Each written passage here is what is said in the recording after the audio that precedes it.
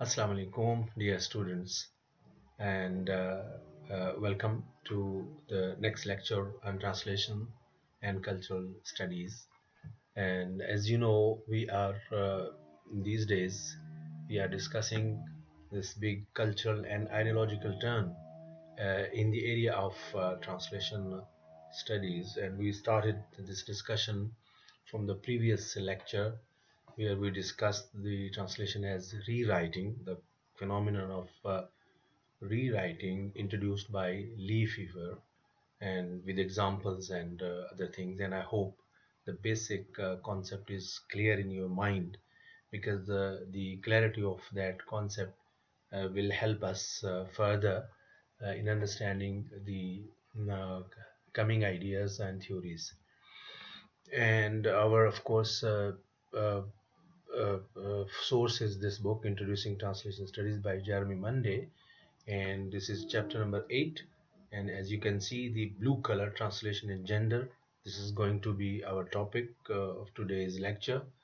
Um, we shall understand how the research developed in this area, and those who contributed in the development of research in this area, translation and gender. And of course, as we saw in the previous theory, translation as rewriting, that the influence is coming from outside the linguistic framework of the language or languages, so target language.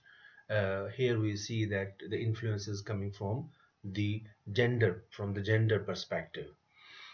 Before we start, I think we need, because this portion in the chapter is full of new information or names, so I just decided to talk about the background information first. These some names, scholars' name, and the translator's name, or some of the theories or the theoretical frameworks referred to in this chapter. So let's take a very quick uh, mm, uh, go for the sake of knowing who is Sherry Simon, who is George Steiner, who is Barbara Goddard, and so on and so forth. So Sherry Simon is the author of numerous books, including Gender in Translation Studies, and this is the basic book, which we shall discuss in this lecture. She teaches in the French Studies Department at Concordia University in Montreal, Canada. The George Steiner is a French-born American literary critic, essayist, philosopher, novelist, and educator. He has written extensively about the relationship between language, literature, and society. Barbara Goddard was a Canadian critic, translator, editor, and academic, and she published widely on uh, Canadian and Quebec literatures and on feminist and literary theory.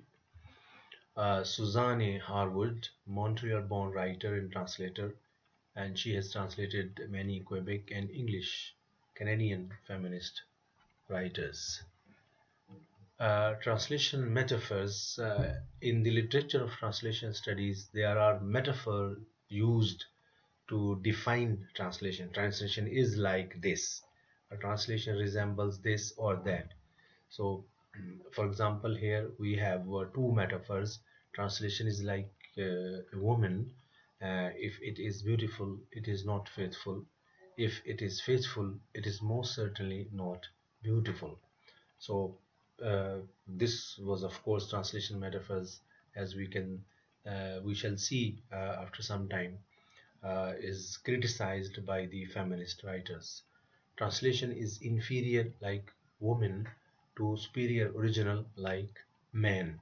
So there are a lot of metaphors used to describe the phenomenon of translation. Feminism, a range of movements and ideologies that share a common goal. Focus on this, because when we say translation and gender, mainly we shall be discussing the feministic approach or the feministic views about the translation. So what is feminism in general is a range of movements. Of course, when we say range of movements, the intensity is different. The maybe the definition of rights are different in different societies, but the basic remains the same: to define, establish, and achieve equal political, economic, cultural, personal, and social rights for women. I repeat, to define, establish, and achieve equal political, economic, cultural, personal, and social rights for women.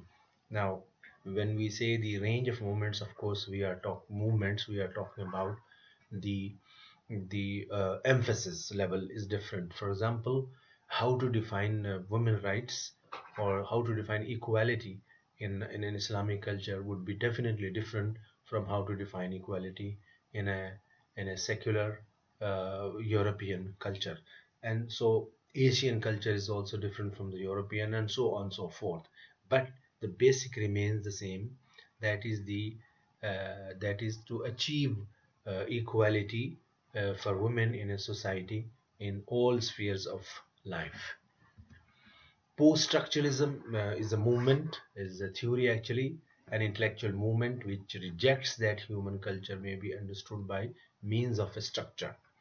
That is, the 1 plus 1 is equal to 2, or things are settled, structured, so we can understand the human culture, of course, including language and translation, of course, through a systematic, structured way. The post-structuralism suggests that the phenomenon of culture or phenomenon of other things that are related to human life are not so structured. So they can be studied from different aspects with the different interpretation, with the different meanings, with the different views that can be developed about one certain thing. Post-colonialism, which is very important for us as students of translation studies, is an academic discipline featuring methods of intellectual discourse that analyze, explain, and respond to the cultural legacies of colonialism and imperialism. What the colonialism or imperialism, what effects they have left for the colonized or for the slaves. The study of those effects, the study of the impacts left by the colonialism and imperialism is the main theme. But then there could be economy, there could be the society, there can be education, there can be language development, there can be translation, and what kind of translations were carried out during the colonization period and how. So post-colonialism is very important to us, and it is going to be the next topic, our next topic for the next lecture. Postmodernism is another, of course, wave of the contemporary days, the skeptical interpretations of culture. These post all are interrelated as well. Skeptical interpretations of culture, literature, art, philosophy, history, economics, architecture, fiction, and literary criticism. That means the things are not well defined. There are a lot of gray areas, and things are interrelated, and things are not final. The crux of this postmodernism, that the interpretations are considered that they are not final.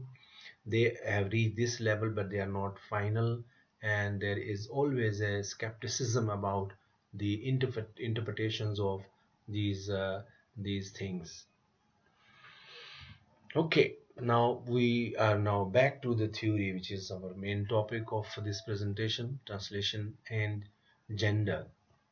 And I just hope that you remember the background information also when we discuss, when we relate our discussion to some of them or to all of them in this lecture.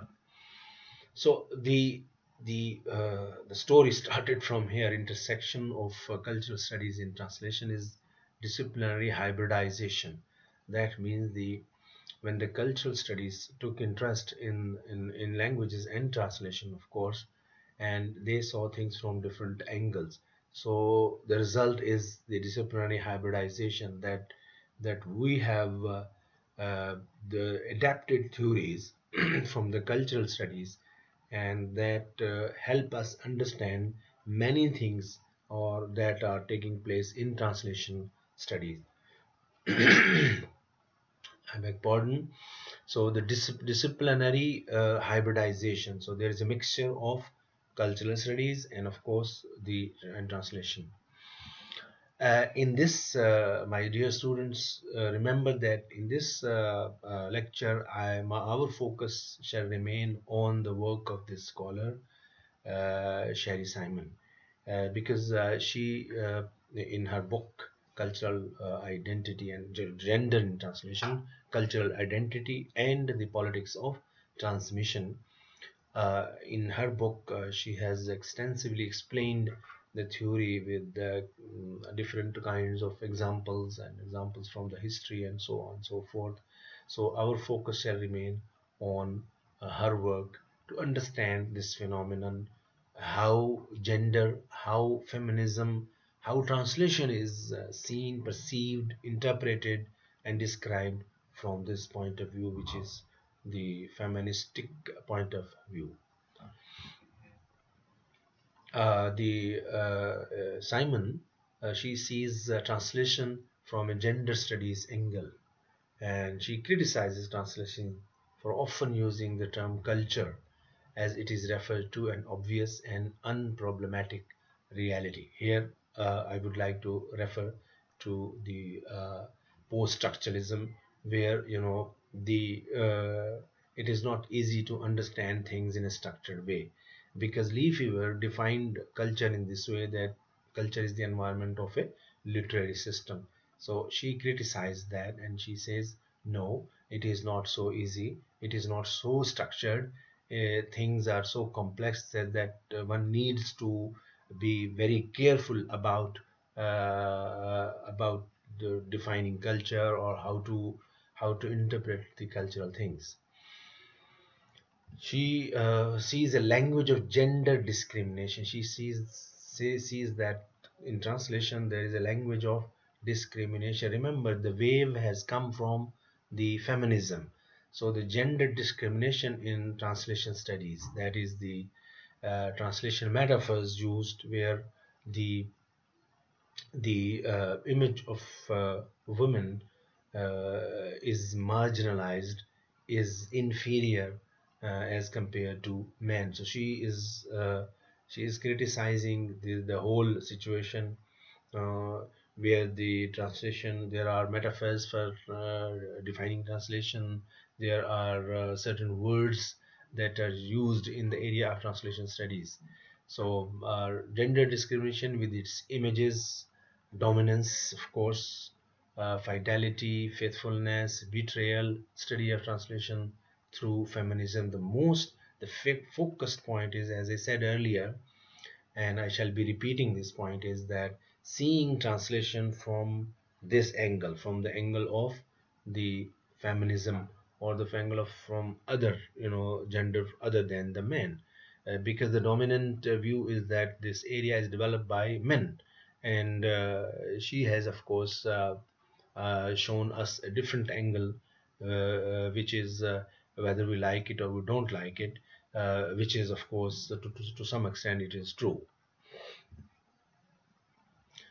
George Steiner's male-oriented image of translation, she criticized that as penetration in his book After Babel, Aspects of Language and Translation. Parallel between the status of translation is inferior to the original text, and that of woman, and also woman is inferior to man.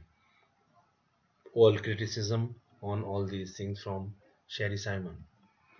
uh, Both translation and women are often repressed in society and literature. So, what are the core of theory? The core of theory is that identify and critique the web of concepts which lower both women in translation to the bottom of the social and literacy ladder. We need to ponder on this on these two lines by Sherry Simon. Identify and critique the web of concepts which lower both women and translation to the bottom of the social and literary ladder, that they are low. So, from this aspect, before we go further, we should give this credit to Sherry Simon that she is not only talking about women, although she is mostly concerned with the status of women, and of course because she is a feminist. So, but she is at the same time trying to raise the status of translation with, of course, her effort to raise the status of woman, or at least to highlight the things that indicate to this repression, or this approach. Well, Simon works on committed translation projects. She did not criticize all these things only. She also proposed the solution from her point of view, which is committed translation project. So, what is committed translation project? Is that fidelity is to be directed toward neither the author nor the reader, but toward the writing project. Now, faithfulness. We are faithful, she suggests that. We are not faithful to the author in translation. We are not faithful to the reader in translation. Where translators are not faithful to the text when they are translating. Rather, they should be faithful to the writing project. And what is that committed translation or writing project? Both writer and translator participate in the project, and how they participate and how they are faithful to the writing project or to this translation, committed translation project. We can see here examples, and she is quoting the examples of Barbara Goddard, famous translator, Canadian translator, Confession of Manipulation, where she says that the feminist translator, affirming her critical difference, her delight in interminable rereading and rewriting, flaunts the signs of her manipulation of the text. So she is so proud of doing this manipulation for this committed translation project. So what is the commitment? It is the commitment with the uh, the feministic views, ideas, and their reflection in translation. So she is giving example of this critic and translator Barbara Goddard, who has used this approach to highlight the feminine side, or to highlight the feminine side in her translation. Another example is, of course, Suzanne Harwood translation as political activity, because she claims, this translator Harwood herself says in her book that my translation practice is a political activity, and this activity is aimed at making language speak for women. So my signature on a translation means this translation has used every translation strategy to make the feminine visible in language. I think this is more obvious from Harwood, because she has very vividly told us that when I translate intentionally, I manipulate things for the purpose to uh, to make the language speak for women, or to make the feminine visible in the translation. So of course there are different techniques or strategies for doing this. We will see some of the strategies after some time. But the point here is that what does she mean by committed translation project? This is committed translation project. This is the meaning of committed translation project. And where the translator from the very beginning has set her or his uh, intention and objective how to translate, and has adopted certain strategies and techniques to achieve those objectives. And if the objectives are to make the language speak for women, or to make the feminine visible in translation or in language, then of course they are these translator, or this kind of translator, they are committed with this translation project. They are not committed to the source text, as I said earlier. They are not committed to the original author. They are not committed to the reader. They are not committed even to the publisher. They are not committed to any other ideology. They are committed to this ideology, and for that purpose they would bring manipulations, they would bring changes, they would use techniques, tactics to achieve their set objectives. Um, some of the techniques mentioned by Sherry Simon are here: linguistic marker of gender, for example, using a bold E in the word one to emphasize the feminine, uh, you know, that they are talking. One is about the woman. Capitalization of M in human rights to show the implicit gender discrimination. When you say human, human, they say man, that the rights are for men and not for women. So the capitalization of M is another linguistic marker or technique used to tell that there is a gender discrimination in the language, and hence in the translation. A neologism is also used, for example, author as opposed to author, to show, of course, the same way the presence of woman, and woman, as they say, is shown inferior to men.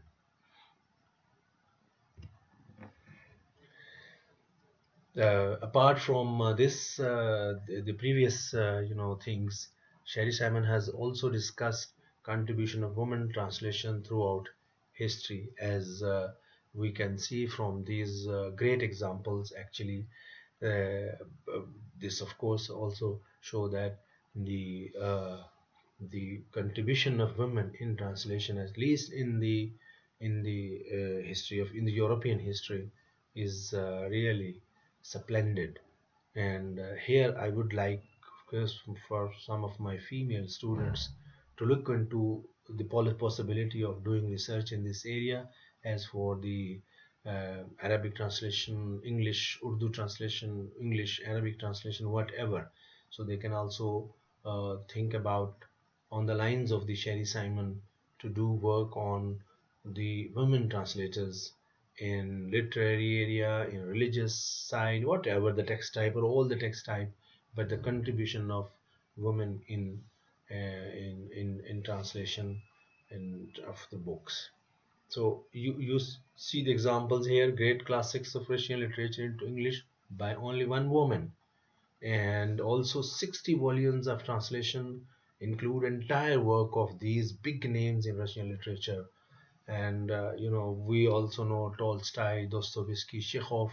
All these are big writers in classics. They are considered classics in Russian literature. So only one woman is translating 60 volumes of it. I think this is a huge contribution by a woman.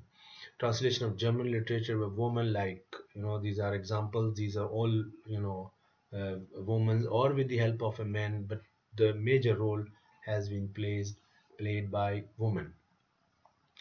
She has also mentioned the examples of feminist translations of the Bible. From this point of view, I just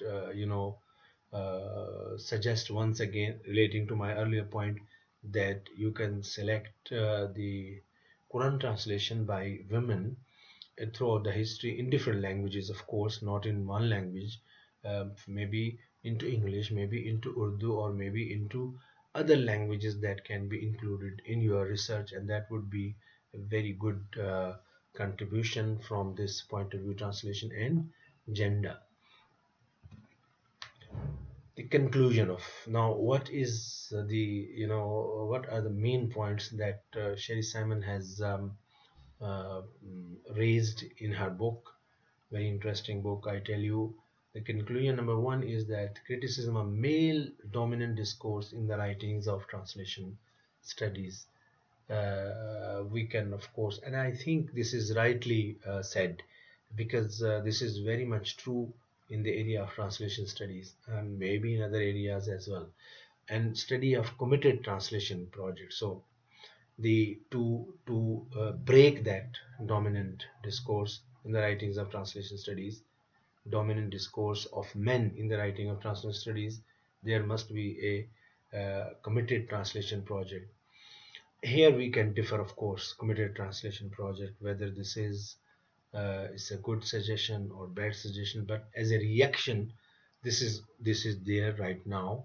And we have examples in Quran translation as well, as we shall see after some time. Survey of the woman contribution in translating. The previous slides were full of good examples. Reaction against marginalized view about women in translation. So in the conclusion, we can say that the Sherry Simon's contribution has been mostly very significant and very fruitful as for this marginalized aspect of translation studies is concerned. Also, one of the conclusion is that the cultural studies brings to translation an understanding of the complexities of gender and culture. This is very, very important, because the gender studies or the cultural studies, they have brought much more understanding about the complexities of gender and culture. I don't want to drift from the main topic, but I would like to say a few things about, see, the the tendencies that we see in women and in the men. Obviously they are different, so the complexities are very, complexities, the men try to understand women, I think they would be fumbling, they would be making a lot of mistakes. And if women tries to understand themselves or present their views from their own perspective, psychological, biological, and social and cultural aspects, I think they shall be better off to present their views.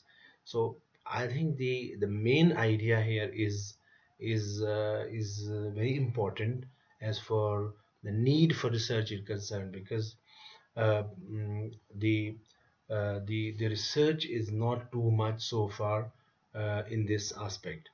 It allows us to situate linguistic transfer with the multiple post realities of today. So post structuralism, post colonialism, and post modernism. From this post phenomenon in the language, in translation, in culture, in sociology, in everything, I tell you, every social phenomenon, there are the post uh, wave of post where the things have been challenged, things that were structured, that were taken as systematic, that were thought that they are good, fine at their own places. Now they have been challenged by this, the tendency of post structuralism, post colonialism, and post modernism. So this post is also, we also understand this from with the help of this wave, that the linguistic transfer with the multiple post realities of today is not very easy to understand, is not very easy to interpret. Okay, in the end, I think I have been very quick in this lecture. Why, I don't know. Anyways, in the end, we can stop here, and we can ponder this example, gender translation, an example from the Quran translation.